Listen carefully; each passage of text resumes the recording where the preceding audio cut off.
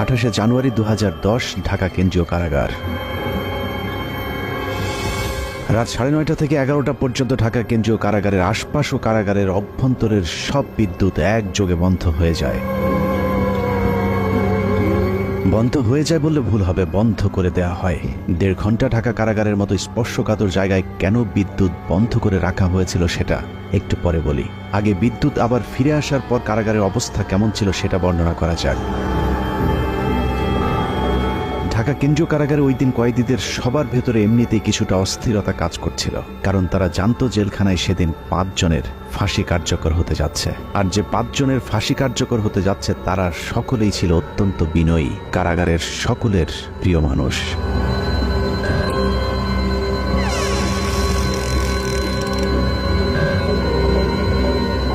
রাত 12:01 colonel Farooq Rahman, major AK Mohiuddin Ahmed artillery, Mohiuddin lancer ও সুলতান শাহরিয়ার রশিদ খানকে ফাঁসিতে ঝুলিয়ে হত্যা করা হয়। 4 জনকে ফাঁসি দেওয়া হলেও লাশের সংখ্যা ছিল মোট 5টি। ফাঁসি কার্যকরের পরদিন যথারীতি 5টি লাশ পাঠানো হয় যার যার গ্রামের বাড়িতে, কিন্তু একটি লাশের ক্ষেত্রে বিশেষ নিরাপত্তা ব্যবস্থা রাখা হয়েছিল, আর সেটাই হলো চুয়াডাঙ্গার সূর্য সন্তান মেজর বজলুল হুদার। মেজর বজলুল হুদার বাড়ি চুয়াডাঙ্গার হাটবোয়ালিয়া গ্রামে সেদিন র্যাব পুলিশের উপস্থিতি দেখে মনে হয়েছে আইন শৃঙ্খলা বাহিনী বোধহয় চুয়াডাঙ্গাবাসীর বিরুদ্ধে যুদ্ধের প্রস্তুতি নিচ্ছে। যুদ্ধের এই আয়োজন ছিল মূলত মেজর বজলুল হুদার মরদেহ যেন কেউ দেখতে না পারে সেটা নিশ্চিত করা।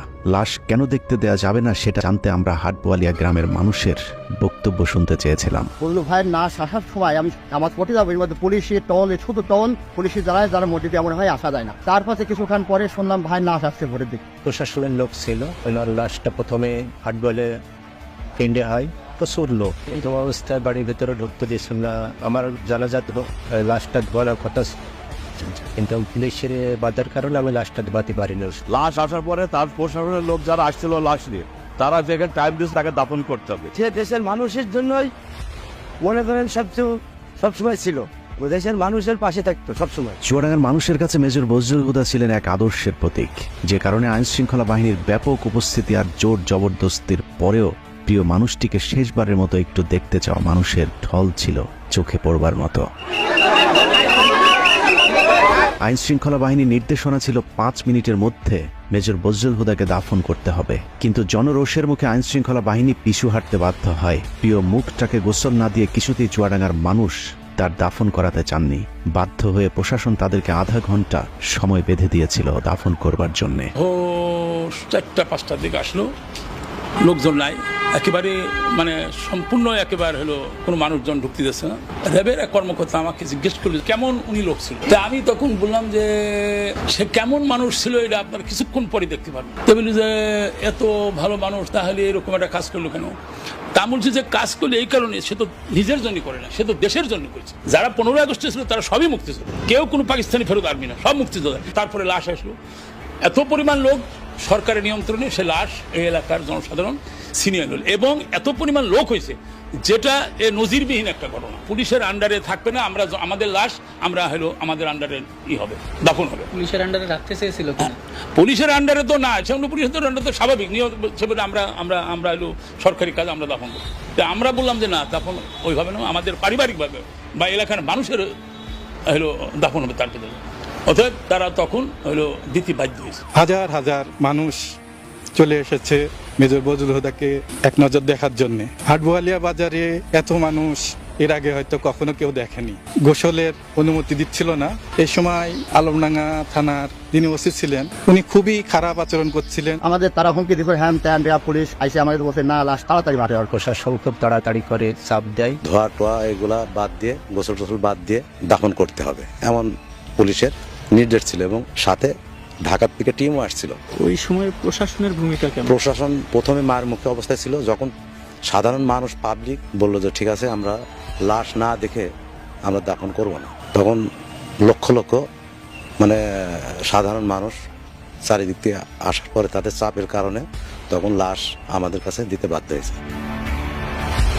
এই সময়ের মধ্যে অসংখ্য মানুষ মেজর বজলুল হুদাকে শেষবারের মতো একটু দেখতে ছুটে যান তার গ্রামের বাড়ি হাটবোয়ালিয়াতে।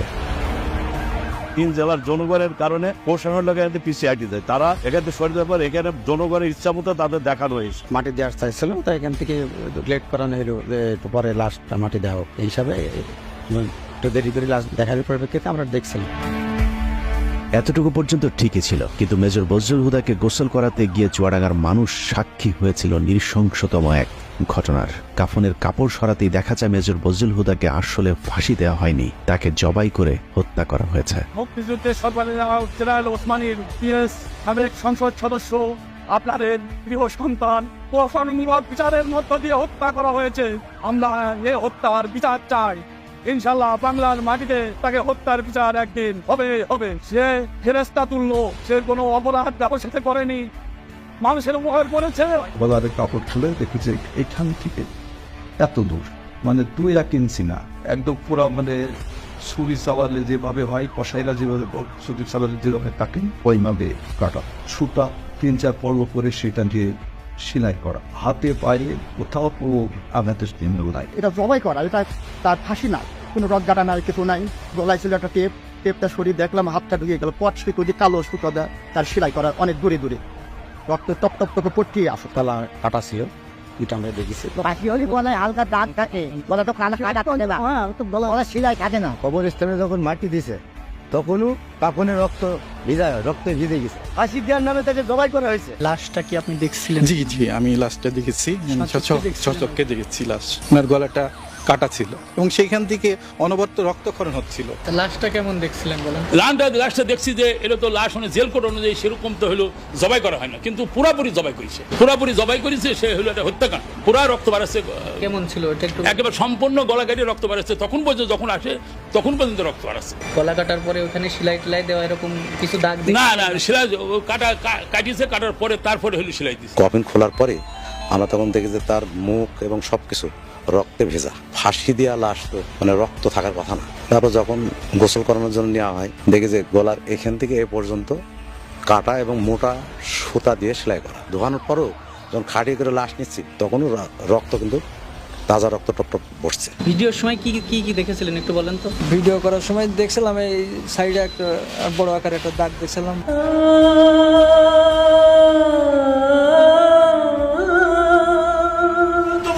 বুকে ব্যথা নিয়ে বেড়াচ্ছে আমার ভাইকে সিরিয়াল খুনি শেখ হাসিনা জেলখানায় ঢুকে নিজ হাতে জবাই করে হত্যা করেছে। আমরা মনে করি যে এটা ফাঁসি দেওয়া হয়নি, শেখ হাসিনা হিংসাত্মকমূলকভাবে এবং প্রতিশোধমূলকভাবে সে জেল গেটে যে নিজে হাতে জবাই করেছে। এই হত্যাকাণ্ডের আমরা তীব্র নিন্দা জানাচ্ছি এবং এর বিচারের জন্য ব্যবস্থা করা। বাংলার বীর সন্তান মেজর বজলুল হুদাকে কে কারা কিভাবে জবাই করেছিল সেটা জানতে হলে আবারও 18 তারিখ রাত 9:30 থেকে 11টা পর্যন্ত 1.5 ঘন্টার সেই সময়টাতে ফিরে যেতে হবে, যে সময়টুকুতে ঢাকা কেন্দ্রীয় কারাগার ও তার আশপাশের বিদ্যুৎ বন্ধ করে রাখা হয়েছিল। ওই রাতে ঢাকা কেন্দ্রীয় কারাগারে কয়েক ঘন্টায় যা ঘটেছিল তা হলিউডের হরর থ্রিলার মুভিকেও হার মানাবে। অনুসন্ধানে জানা যায় 2010 সালের 28 জানুয়ারি রাত 9টার পরপরই জেলগেটের ভেতরে মোট 2টি কালো গ্লাসের গাড়ি প্রবেশ করে। ওই গাড়ির একটিতে এসএসএফ এর সদস্যদের সাথে শেখ হাসিনা এবং অপরটিতে জাহাঙ্গীর কবির নানক, ইসমাইল হোসেন সম্রাট, তৎকালীন ঢাকা বিশ্ববিদ্যালয়ের ছাত্রলীগের দুর্ধর্ষ ক্যাডার সিদ্দিক নাজমুল আলম ছিলেন। ধারণা করা হচ্ছে ওই রাতের অপারেশনের পুরস্কার হিসেবে পরের বছর 2011 সালে ছাত্রলীগের কেন্দ্রীয় সাধারণ সম্পাদকের পদে বসানো হয় নাজমুলকে। এছাড়া সম্রাট ও নানকদেরকেও দেয়া হয় গুরুত্বপূর্ণ দায়িত্ব। এর বাইরে ওই গাড়িতে ভয়ঙ্কর কুৎসিত দেখতে বড় গোফওয়ালা একজন মানুষ ছিল, যার নাম পরিচয় আমাদেরকে কেউ নিশ্চিত করে বলতে পারেনি। এমপি কমিশনার একেএম শহীদুল হক সাহেব ছিলেন, স্বরাষ্ট্র সচিব যে আব্দুল সামান সাহেব ছিলেন, কারা মহাপরিদর্শক যে ব্রিগেডিয়ার জেনারেল আশরাফুল ইসলাম খান উনিও ছিলেন, আর সম্ভবত ঢাকা ডিসি ছিলেন উনি জিল্লুর রহমান, ঢাকা জেলার ম্যাজিস্ট্রেট অমিতাভ সরকার উনিও ছিলেন ওইখানে, আরো বেশ কিছু লোকজন ছিল। গোয়েন্দা সংস্থার সাবেক কর্মকর্তা জানান ওই রাতে মোট 2টি ফাঁসির মঞ্চ তৈরি করা হয়েছিল।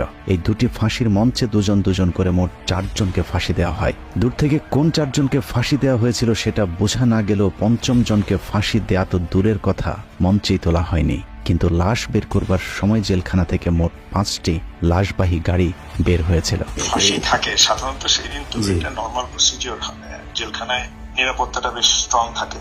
সেই দিনও যেটা আমাদের বেশ আলোচিত হয় জেলখানায়, ওই ফাঁসির মঞ্চের কাছে যে 4টা লাশ গাড়িতে উঠানো হয়, কিন্তু আরেকটা লাশ ঠিক প্রশাসনিক ভবনের ওখান থেকে নিয়ে গাড়িতে উঠানো